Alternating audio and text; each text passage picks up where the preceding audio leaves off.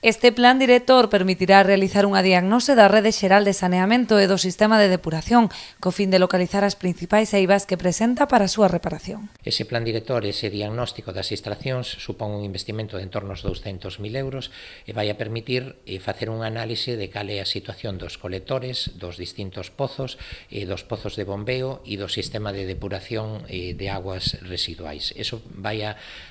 permitir, por unha banda, analizar onde están determinados problemas, onde están determinadas carencias e que aspectos hai que mellorar desa rede de colectores, vai a permitir tamén detectar onde hai problemas de filtracións en determinados pozos e determinados fallos nos bombeos e vai a tamén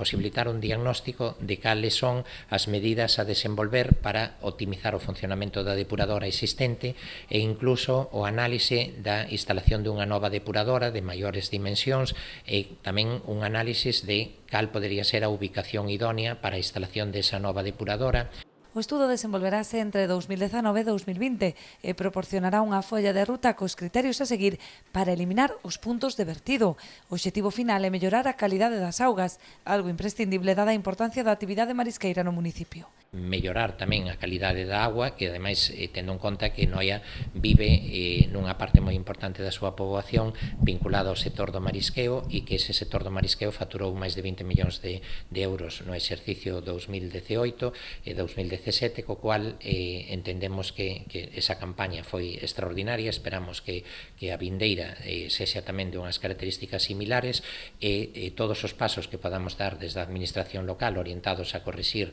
e a mellorar a rede de saneamento e de abastecemento, que tamén a incluye o propio plan director, pois van a permitir mellorar a calidade dos servicios aos veciños e, sobre todo, mellorar a calidade das aguas e ter unha incidencia positiva tamén neses bancos marisqueiros. O Concello traballa tamén na mellora da rede de abastecemento de auga para acabar coas roturas que provocan cortes no suministro, como os rexistrados os pasados días.